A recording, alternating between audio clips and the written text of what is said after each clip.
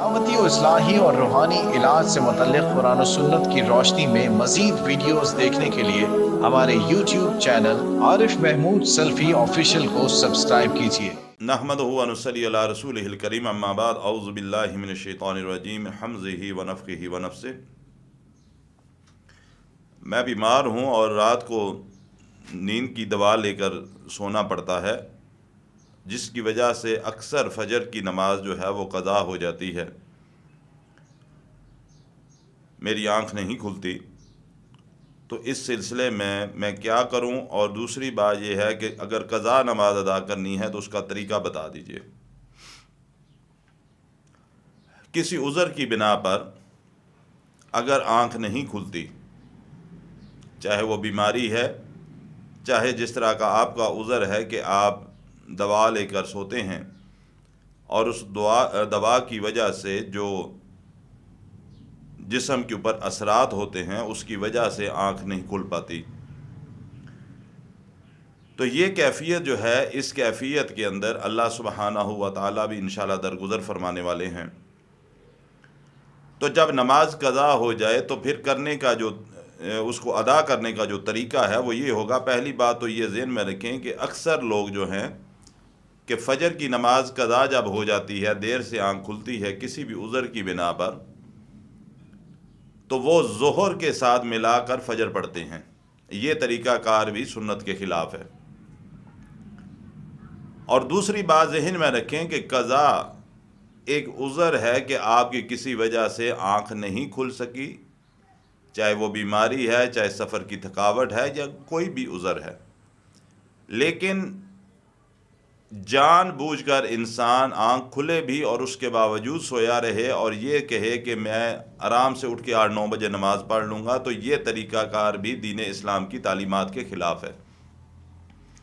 Routine نہیں بنانی چاہیے، لیکن اگر کسی عذر کی بنا پر آنکھ نہیں کھلتی تو پھر جب آنکھ کھلے تو اٹھ کر سب سے پہلے آپ وضو کریں، وضو کرنے کے بعد آپ قضا نماز ادا کریں۔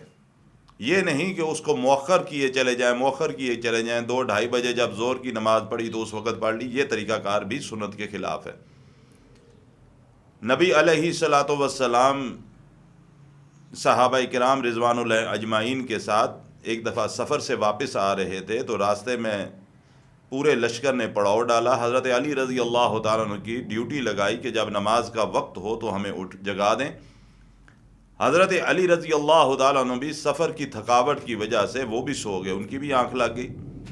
جب سورج طلوع ہو گیا، سورج کی کرنیں آپ صلی اللہ علیہ وسلم کے چہرہ مبارک پر پڑیں، آپ کی آنکھ کھلی، آپ نے دیکھا علی رضی اللہ تعالیٰ عنہ بھی سو رہے تھے۔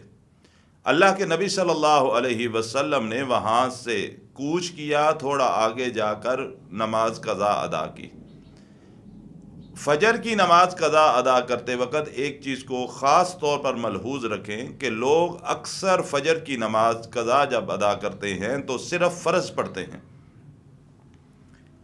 فجر کی نماز جب قضا ادا کی جائے گی تو تب بھی فجر کی سنتیں اور فرائض، یعنی 2 سنت اور 2 فرض، یعنی پوری نماز ہی پڑھی جائے گی۔ یہ نہیں کہ صرف فرض ادا کر لینا اور پوری نماز کی ادائیگی نہیں۔